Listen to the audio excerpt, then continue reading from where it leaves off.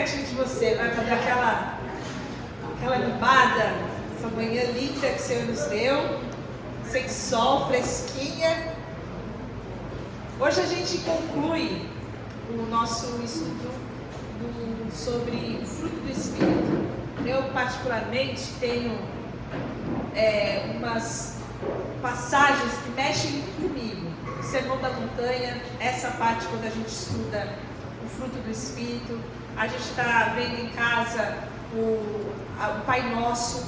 Então tem alguns estudos que são tão viscerais, que mexem tanto com a gente, com a estrutura da nossa vida, do nosso comportamento, da nossa fé, da nossa visão.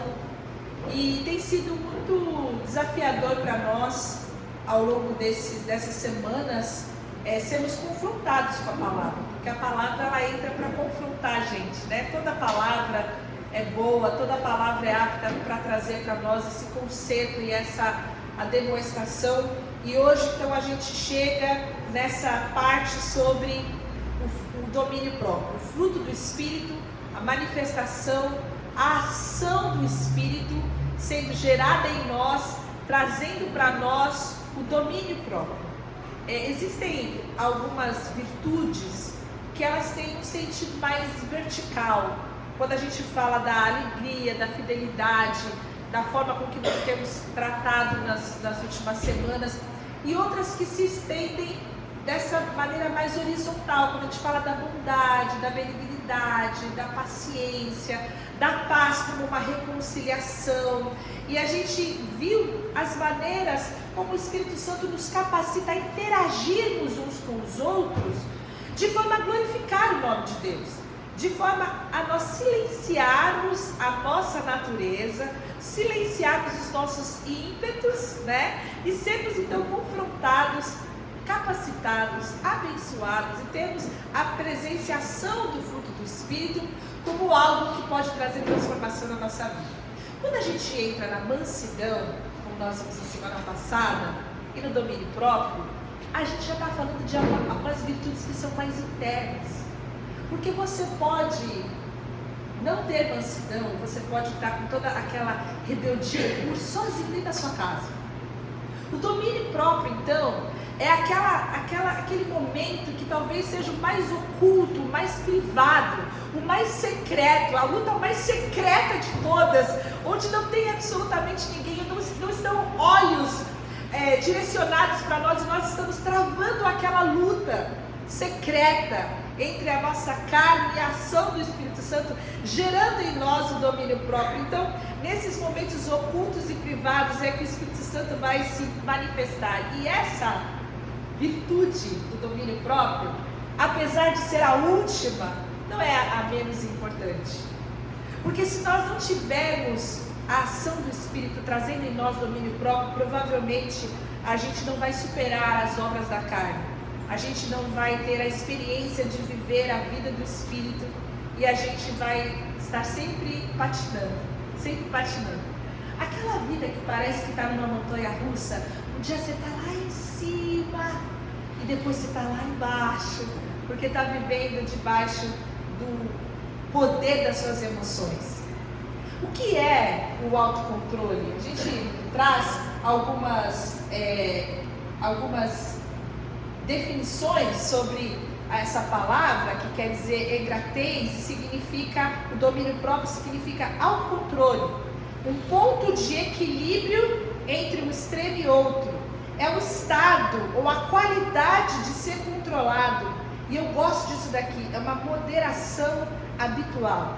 O domínio próprio vai ser um controle sendo gerado pelo Espírito para que a gente possa enfrentar muitas situações. Esses desejos instintivos da alma humana, é a vontade sendo controlada, aquele impulso, aquele ímpeto, a sua natureza mais selvagem sendo conduzida e moderada pela ação do Espírito Santo de Deus. Eu queria diferenciar uma vida que é gerada pelas nossas emoções e uma vida que é vivida por fé. Nós, em nossa natureza, somos compostos de muitas emoções, cada um na sua característica, cada um na sua personalidade.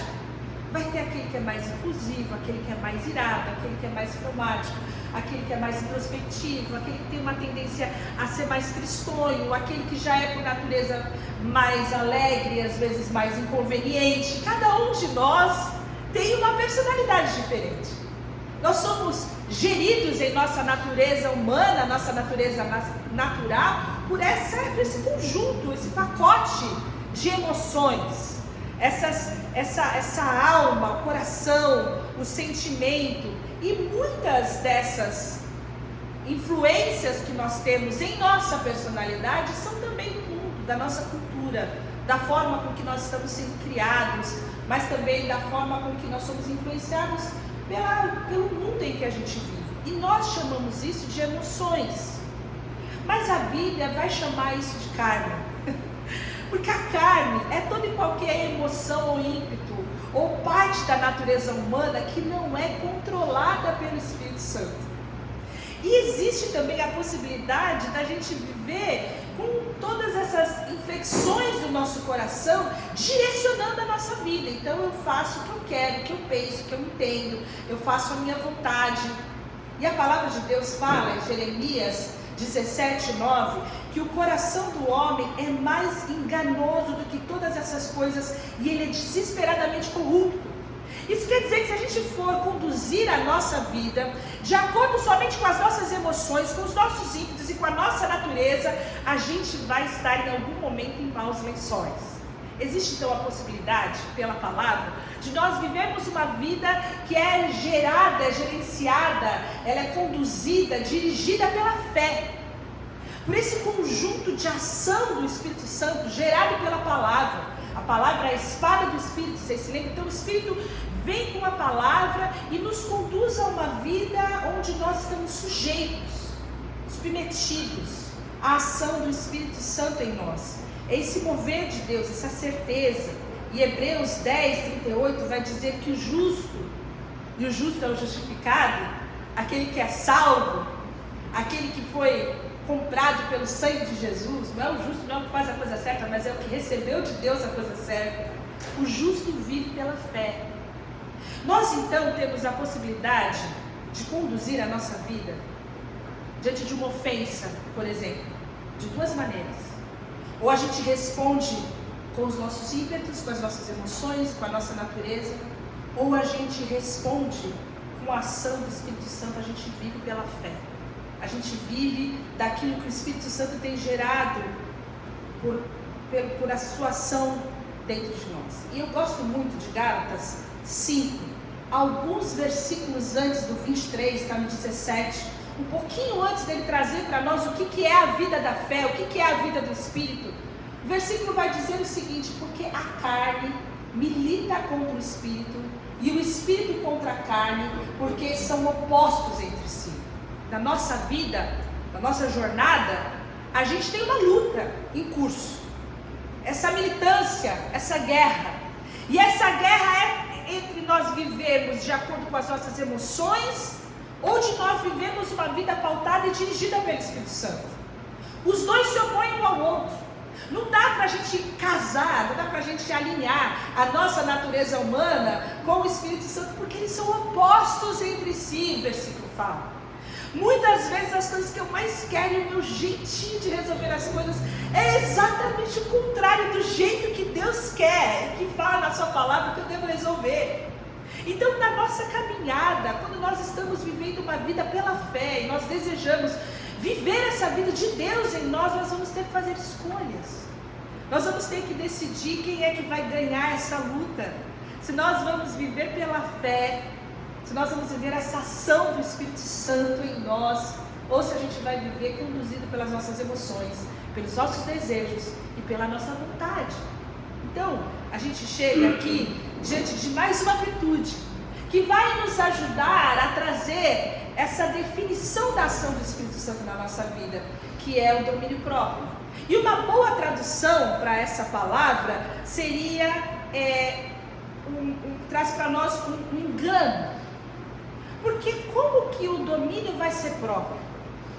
Se a gente está vendo agora que a minha emoção, o meu próprio, o meu umbigo, ele é contrário à vontade de Deus, como que vai ser um domínio próprio? Eu não tenho condição nenhuma de me dominar. Eu sozinha, na minha essência, na minha natureza, na minha própria força, com toda a autodeterminação que eu posso ter, eu não vou conseguir me dominar. Melhor seria a gente definir como autocontrole. E eu brincava no grupo que seria auto com L, o controle que vem do alto. Esse domínio é, na verdade, uma ação do Espírito Santo em mim. Porque Paulo vai dizer em Romanos 7,18 o seguinte: eu sei que nada de bom vive em mim, e é em minha natureza pecaminosa. Não tem nada de bom, a minha natureza é essa, eu sou isso aqui. Mas aí ele fala, eu tenho desejo de fazer o que é bom, mas eu não posso realizar. Eu quero fazer o que eu sei que eu preciso fazer, o que eu tenho que fazer, mas eu não tenho como, eu não tenho o próprio do domínio para poder realizar isso daqui.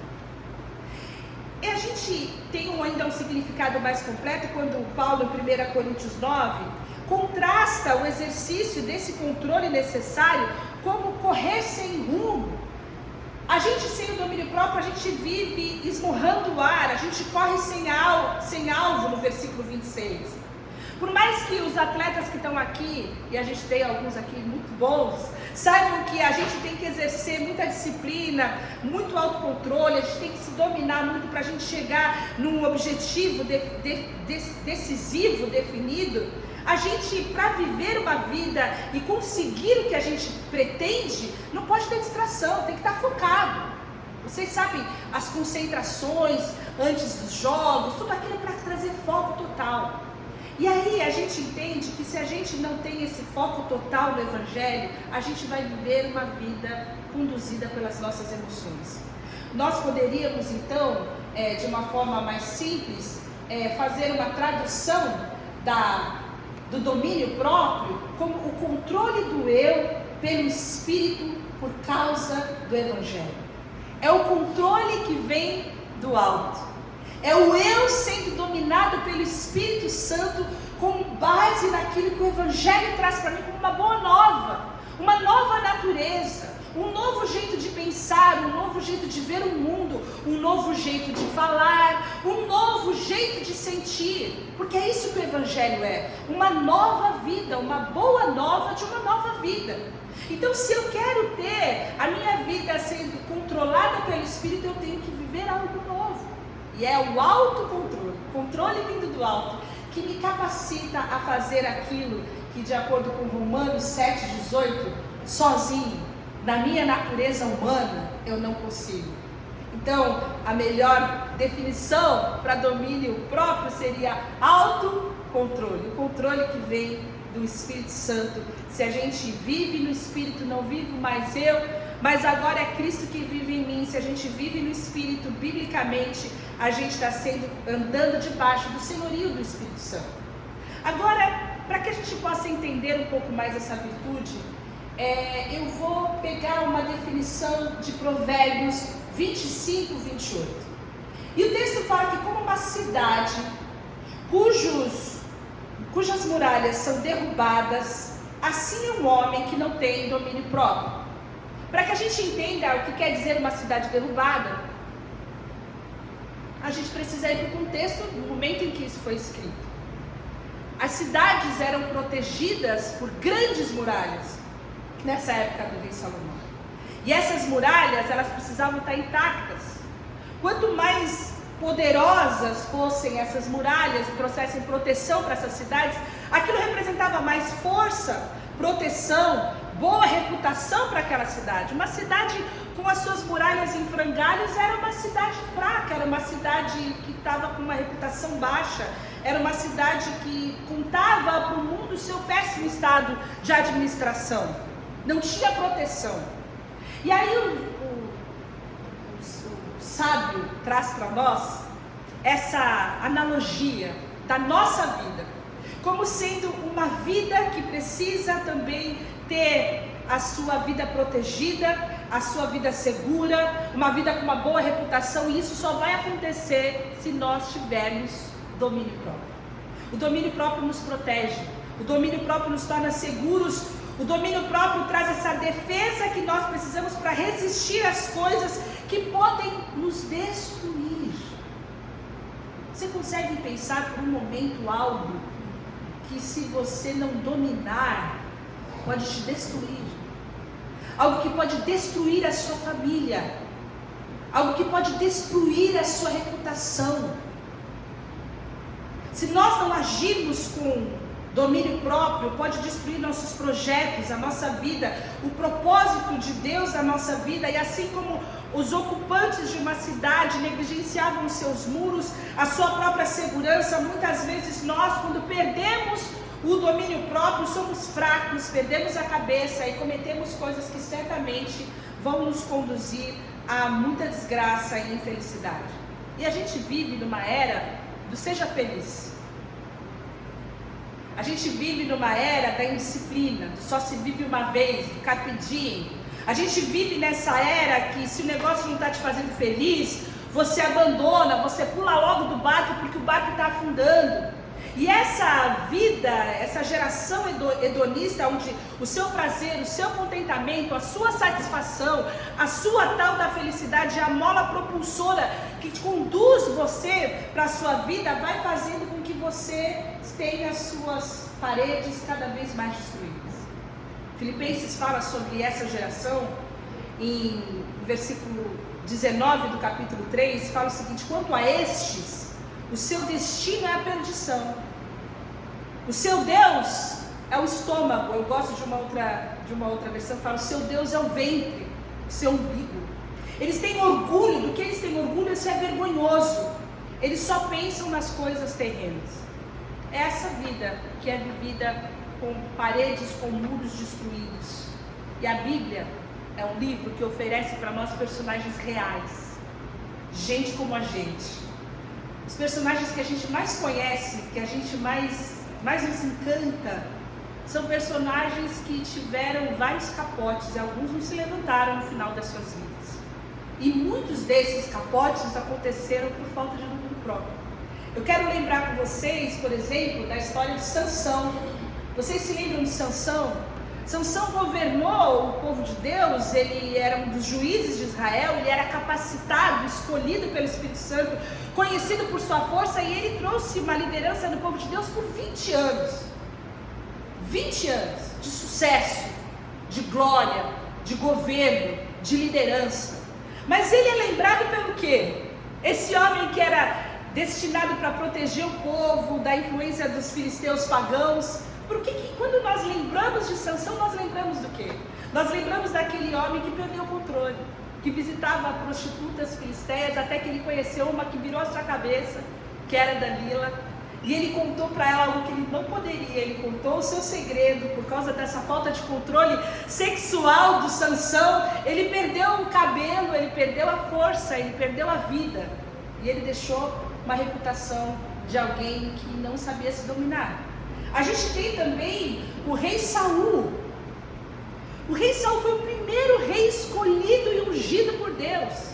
Era alguém que foi aclamado pelo povo, mas em algum momento da sua vida, você vai ver dos capítulos 21 a 23 de 1 Samuel, ele se perdeu.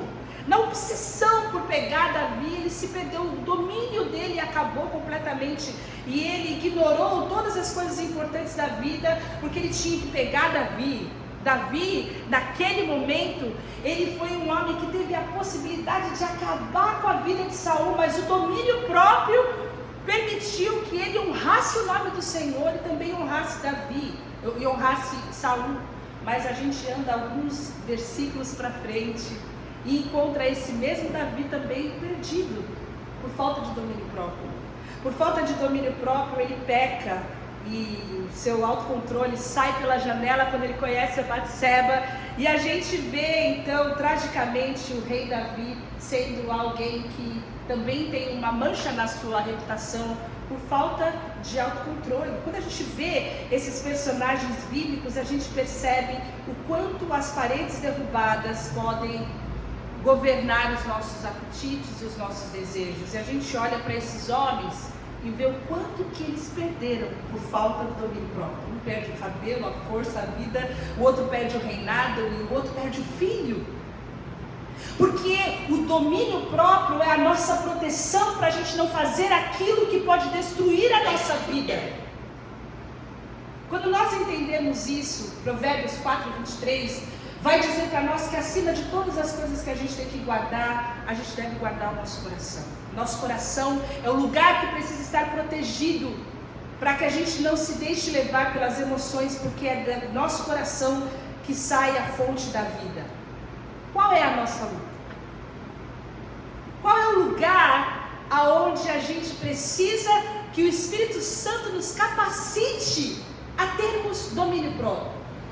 O que pode, e talvez já tenha de alguma maneira trazido destruição para a nossa vida, para a nossa comunhão com Deus, para a nossa comunhão uns com os outros?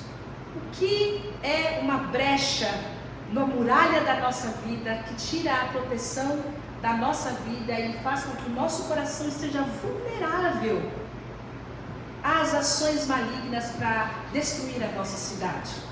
Provérbios é maravilhoso e ele traz para nós algumas ideias de falta de sabedoria, de falta de moderação, que às vezes estão no nosso caminho e a gente não percebe. Ele fala o seguinte: não cobice em seu coração a sua beleza, nem se deixe seduzir por seus olhares. E aqui o sábio está falando sobre a cobiça, sobre os desejos, sobre o jeito mais cheio de más intenções dos nossos olhares. Está falando dos desejos que nós guardamos, que são descontrolados. Desejos sexuais, muitas vezes. Quantas pessoas, quantas famílias, quanta gente que tem a mente, que tem os olhos impuros, que tem o coração cheio de impureza porque não consegue controlar os seus desejos. Pessoas destruídas, pessoas presas, verdadeiras armadilhas. E é muito interessante porque em Provérbios fala muito dessa situação ser como uma armadilha que destrói a nossa vida.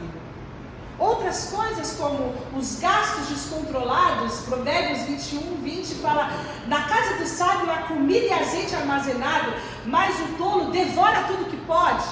Não são só os nossos desejos sexuais que trazem destruição para a nossa vida, os nossos gastos também descontrolados, que é mais a ganância. Não se desgaste tentando ficar rico, tenha discernimento para saber quando parar, tenha domínio próprio. Priorize outras coisas na nossa vida, não viva conduzido por uma ambição descontrolada. Beber e comer também descontroladamente, mas a ira descontrolada, a palavra fala: o tolo dá vazão à sua ira, mas o sábio domina-se. Provérbios 29:11. E nós sabemos quantas outras coisas que podem dominar a nossa mente, a nossa vida e conduzir a nossa vida. São ídolos do nosso coração. Nosso lazer, o nosso prazer, o tempo que a gente gasta às vezes no celular ou na televisão, pessoas que colocam a sua saúde, mas principalmente a sua estética como prioridade na sua vida, gente que dorme demais, gente que joga demais, tudo que é absolutamente descontrolado. Falta o domínio do Espírito Santo na nossa vida para que haja moderação. Mas não são somente sobre as nossas ações. O Espírito Santo também quer governar os nossos sentimentos, a nossa alma. A gente fala em domínio próprio e parece que só existe um tipo de gente, os irados. Porque parece que a ira é mais explosiva, ela se torna mais conhecida. Mas e aqueles que se deixam conduzir e destruir pela solidão e pela tristeza e pela melancolia, que se alimentam e que vivem debaixo de um domínio cuja vida não conhece mais a alegria que vem do Espírito Santo de Deus? Quantas pessoas que vivem alimentando sentimentos e pensamentos maus, quando a palavra fala que a gente deve colocar pensamentos bons no nosso coração, tudo que é bom, tudo que é de boa fama, se tem alguma virtude nisso, isso deve ocupar o seu pensamento. Manda para fora esses pensamentos que têm destruído a sua alma, que têm trazido você para uma armadilha emocional, depressiva, e deixa o seu coração se encher com a alegria que vem do Espírito Santo de Deus. Todo o domínio das nossas emoções precisa ser feito através da ação do Espírito Santo de Deus. Como que é possível, então, no meio de uma sociedade onde o meu bem-estar, a minha alegria, a minha felicidade, o meu projeto, a minha paz, é mais importante, que a minha alma e a minha emoção está no centro e o governo da minha vida é gerido pelo jeito que eu acordei hoje. Como que é possível nós entendermos que nós temos a presença do Espírito Santo em nós e deixarmos a nossa vida ser controlada e conduzida por Ele? Nós podemos olhar para a carta de Tito, que ela tem algumas verdades que podem trazer direção para a nossa vida. Tito era um jovem pastor que não tinha uma tarefa nada fácil. Ele pregava numa ilha de Creta, e essa ilha de Creta era um lugar de festa, de badalação, era a Ibiza do momento. Não trouxe a foto da Ibiza para os irmãos aqui hoje, que nem eu trouxe em casa, não tem Ibiza aqui. Mas era aquele lugar onde tinha muita gente. Tito 1:12 fala que eles eram mentirosos, brutamontes, feras malignas, glutões preguiçosos. Olha que definição linda daquela cidade. Glutões preguiçosos, feras malignas, brutamontes e mentirosos. Era o tipo de gente que estava naquela igreja. A gente não é abençoado aqui, a gente é muito abençoado, que aquela igreja lá era uma igreja complicada. E ele traz então uma palavra sobre a nossa vida ser controlada, como que a gente vai viver no meio de uma geração que só busca o seu prazer, e a gente também tem essa tendência cultural. Como que a gente vai viver o domínio próprio sendo gerado pelo Espírito Santo de Deus? E eu vou ler com vocês então Tito 2, versículo de 11 a 14, está pequenininho, né? Mas eu vou ler com vocês. Porque a graça de Deus, se manifestou Salvador a todos os homens. Ela, a graça, nos ensina a renunciar à impiedade e às paixões mundanas, e a viver de maneira sensata, justa e piedosa nessa era presente, enquanto aguardamos a bendita esperança, a gloriosa manifestação de nosso grande Deus e Salvador Jesus Cristo. Ele se entregou por nós, a fim de nos remir de toda a maldade e purificar para si mesmo um povo particularmente seu, dedicado à prática das boas obras. E a ênfase nessa passagem é que para a gente conquistar, para a gente alcançar, para que seja gerado em nós o fruto com uma virtude do domínio próprio, nós precisamos conhecer a graça de Deus, o favor generoso de Deus que está derramado sobre nós, os pecadores que o não merecem. Nós, os glutões preguiçosos, as feras bestiais, a gente que se deixar solto, só Deus sabe o que pode de fato sair do nosso coração, o que passa na nossa mente. A graça de Deus pode nos conduzir a experimentar o controle do Espírito Santo, porque em primeiro lugar, a graça nos redime.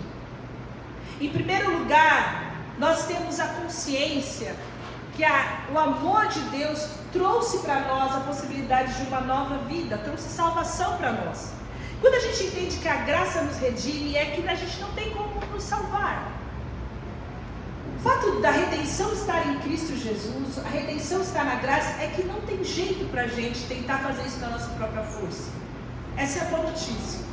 A gente não vai conseguir, então você pode parar de tentar com a sua própria força. Mas a melhor de todas as notícias é que a graça de Deus trouxe para nós uma nova possibilidade. Jesus pagou um preço de sangue para nós, para que nós pudéssemos ter uma nova vida. E essa nova vida se manifesta como? O segundo tópico desse texto que nós vemos é que a graça nos transforma. A graça gera algo em nós. A salvação não muda só a nossa posição diante de Deus, nós que éramos pecadores, agora somos filhos, mas Ele muda o nosso interior, Ele muda a nossa mente, Ele muda a nossa visão de mundo. O Evangelho muda as nossas ambições, Ele muda as nossas ações. Tem que mudar, nós somos novas criaturas. O grande ponto de virada que nós lemos muitas vezes nessas últimas semanas está em Gálatas 2:20, que fala que agora não sou mais eu quem vivo, mas é Cristo que vive em mim. Quando Cristo vive em mim, todas as coisas mudam. Antes eu que vivia, agora Cristo vive em mim. Antes eu vivia moldada pelas minhas emoções, agora eu vivo pela fé. Por quê? Porque Cristo vive em mim. Essa é a grande boa nova da salvação e da graça de Deus, e ela me capacita, em primeiro lugar, a dizer não. O texto fala que Ele me ajuda a dizer não para todas as minhas paixões, para a impiedade, para aquela coisa errada, aquilo que meu coração já condena. A graça me ajuda a dizer não, mas também ser controlado não é só não cedermos aos nossos desejos ruins, mas é também sermos capacitados a dizer sim para o propósito de Deus. A graça de Deus tira de mim a condenação do pecado, mas tira de mim o poder do pecado, o controle do pecado. É isso que a graça faz. E agora eu posso dizer sim e ter uma vida controlada, reta, dando glória a Deus em todas as coisas que eu faço, porque por último, a graça de Deus vai trazer para nós recompensa. A graça que me redime, eu não podia fazer isso sozinho. A graça que me transforma, agora eu não tenho mais o poder do pecado, eu posso dizer não para ele. Essa graça traz para nós a poderosa possibilidade de uma grande recompensa. E essa recompensa que está no versículo 13, ela vai nos lembrar que nós temos a expectativa do retorno de Jesus como uma esperança e como glória. Nós vivemos aqui não com o olho voltado para cá, mas com o olho voltado para a eternidade. Nós vivemos aqui sabendo que existe algo muito poderoso que está por vir, que é a vinda do Senhor. Isso faz com que não haja urgência para nós satisfazermos os nossos desejos aqui nesse mundo. Não tem urgência para a nossa felicidade, para a nossa curtição, para a gente viver a qualquer custo, para a gente viver de forma imediata. Essa recompensa me traz força para rejeitar o que é transitório, porque o meu objetivo, a minha esperança, o projeto da minha vida é ver Jesus face a face. O projeto da minha vida é ser como Ele é. O projeto da minha vida é glorificar a Ele em todo o tempo, até que Ele venha. Eu estou olhando para até que Ele venha em tudo o que eu faço. Então, ser alguém que é alvo da graça de Deus me faz ter uma outra visão sobre o mundo. Me faz ter uma outra visão sobre as minhas emoções, sobre os meus desejos. E a gente vai vivendo a vida sendo conduzido pelo Espírito Santo. Tem um teólogo que fala que o domínio próprio, o nome dele é Lewis Med. O domínio próprio é um maestro de uma orquestra sinfônica. É a analogia que ele faz. Vários músicos capacitados, vários desejos que nós temos, várias vontades, várias influências, vários ímpetos. E todos eles precisam se tocar na hora certa, na nota certa, do jeito certo. E é só o Espírito de Deus que é capaz de conduzir a nossa vida para que tudo fique em seu devido lugar. Ser autocontrolado, ser dominado pelo Espírito Santo, é ser controlado por Ele, é permitir que a nossa vida seja uma vida onde a gente não vive mais, mas Cristo vive em nós. Por último, o que nós precisamos para gerar esse fruto é, em primeiro lugar, admitir que a gente tem um problema. Se você nunca pensou que você não tinha domínio próprio, você tem a oportunidade de pensar isso nessa manhã. E pensar isso um pouco todos os dias. Eu falava em casa que a gente às vezes só precisa de 1 minuto de resistência. 1 minuto às vezes é suficiente para você tomar a decisão certa. Às vezes você vai ter que resistir um pouco mais. Mas você, no momento de encruzilhada, você tem a possibilidade de fazer a vontade de Deus ou fazer a sua vontade. Você vai ter que renunciar à sua vontade. E aquilo pode permitir que os seus muros fiquem intactos. Ou aquilo pode permitir que os seus muros sejam derrubados. E essa proteção do Espírito Santo na sua vida, no seu coração, de onde saem todas as fontes da vida, vão ser quebradas. Você vai ter que arcar com as consequências disso. Olhe para a sua vida e veja onde está o problema. Qual é a brecha? Qual é o lugar que o inimigo tem para invadir o seu coração, que tem te mantido numa resistência à vontade de Deus? Qual é o âmbito da sua alma e das suas emoções que não tem uma ação poderosa, controladora, dominadora, do Espírito poderoso de Deus, que quer para nós coisas maravilhosas, porque os planos de Deus são planos de paz, irmãos. O Deus domina a nossa vida, nós estamos entregues ao melhor de todas as dominações. Não há lugar melhor para nos submetermos do que a vontade de Deus. Admita que você tem problema. Em segundo lugar, ceda ao senhorio de Cristo. Gálatas 5,16 fala: viva pelo Espírito e você não vai satisfazer os desejos da sua natureza. Viva pelo Espírito, escolha o Espírito, cultive as disciplinas de leitura e de oração da palavra, cultive as disciplinas de renúncia, cultive a disciplina de silêncio, de meditação, de jejum. Viva uma vida com disciplina, como nós estávamos falando do atleta que tem foco.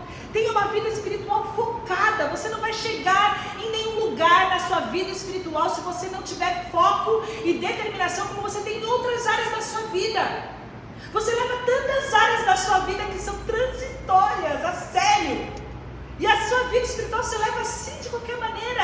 E você quer chegar em algum lugar, ter alguma vitória sobre a carne, vitória sobre o diabo, vitória sobre o mundo, não. Tenha disciplina, tenha foco, tenha um projeto. Viva o propósito de Deus. E por último, tenha amizades espirituais. Se cerque de pessoas que vão ajudar você, que vão entender você, que não vão julgar você. Que você vai poder falar: olha, esse negócio aqui está me pegando. Me ajuda aqui, o meu 1 minuto sozinho aqui, eu não estou conseguindo. Vem cá me ajudar. Eclesiastes 4:10 fala: se um cair, o amigo pode ajudá-lo a levantar-se, mas pobre do homem que cai, não tem ninguém para ajudá-lo. Pobre daquele que não tem com quem compartilhar a sua luta, a sua dor, a sua angústia. Nós somos uma igreja, nós temos que nos ajudar a vencer as lutas espirituais que nós temos. Procure um amigo de oração, alguém que vai interceder junto com você por isso que tem destruído a sua vida, tem dominado a sua mente, tem cegado os seus olhos para o Evangelho. Se livre das más influências. 1 Coríntios 15:33 fala que as más companhias corrompem os bons costumes. Você vai se cercar de gente que vai te atrapalhar na caminhada, são vozes que vão te arrastar para longe de Deus. Se livra disso, cai fora disso, pratique os bons hábitos de renúncia. Eu gosto de Jó 31:1, que fala o seguinte: Jó fez um pacto com os olhos para não olhar com cobiça para as moças. Faça o pacto com os seus olhos. Jesus fala: se você olhou com intenção impura, já era, meu querido. Olhou com maus olhos, você já pecou. Precisamos ter uma vida onde nós estamos cercados de pessoas que vão nos ajudar a crescer. A única coisa, irmãos, que nos impede de viver o fruto do Espírito Santo é o nosso próprio egoísmo e pecado. Dê a desculpa que você quiser. Eu não tenho alegria, eu não tenho paz, eu não tenho bondade, eu não tenho benignidade, eu não tenho paciência, eu não vivo a fé com a fidelidade, com o poder de Deus na minha vida. Esse negócio de mansidão não é para mim. Domínio próprio também não. Isso é por causa do nosso pecado. O que nos impede de sermos dominados e controlados e cheios e vivermos transbordando a vida do Espírito Santo é o nosso eu. O nosso Deus é o nosso ventre. O nosso Deus são os nossos desejos. Nós passamos a nossa vida em torno das nossas vontades, dos nossos sonhos. E isso pode ser um impeditivo de experimentar a vontade de Deus. A palavra de Deus, esse versículo em Gálatas 16:25 fala: por isso eu digo, vivam pelo Espírito, e de modo nenhum satisfarão os desejos da carne. Se vivermos pelo Espírito, andemos também no Espírito. Viva pelo Espírito. Escolha o Espírito. Escolha ser cheio do Espírito Santo. Escolha falar palavras que vão ser geradas pelo Espírito, que vão trazer graça e sabedoria para quem ouve. Escolha ter a mente de Cristo, aonde a verdade e a palavra de Deus vão encher a sua mente, dando o ânimo, a força necessária, a resistência necessária para você vencer o diabo. Vai libertar a sua alma das angústias, dos ódios, dos ressentimentos, ajudar você a perdoar, ajudar você nos seus relacionamentos. Vivam pelo Espírito. Se nós andamos no Espírito, se nós estamos caminhando dessa maneira, nós vamos crescer poderosamente, de forma focada. E o Espírito Santo vai nos ajudar a vencer as nossas limitações e as nossas dificuldades. Você está vivendo pelo Espírito? Você está tentando fazer isso sozinho? Você está tentando de alguma maneira realizar algumas coisas espirituais sem essa presença gloriosa do Espírito Santo? É só por meio dele. A capacitação vem dele. Não é nada sobre a nossa própria força, mas é sobre entrega, é sobre renúncia, é sobre nós entendermos que nós precisamos mais de Deus na nossa vida, mais de Deus para amar mais, para servir mais, para querer ter as pessoas mais próximas de nós, para que essas pessoas conheçam Jesus através da nossa vida e também vivam essa alegria que a gente tem. É mais de Deus, mais dessa presença gloriosa do Espírito Santo de Deus. Nós vamos orar e pedir que esse fruto amadureça no nosso coração. Não sei se você se lembra de todas as coisas que nós ouvimos ao longo dessas semanas, mas elas estão disponíveis no YouTube da igreja, para que você revise, revisite cada uma dessas ministrações, cada um dos textos que nós lemos, e permita que a sua vida seja transformada e conduzida pelo Espírito Santo de Deus. Vamos orar? É só pelo Teu Espírito, Senhor,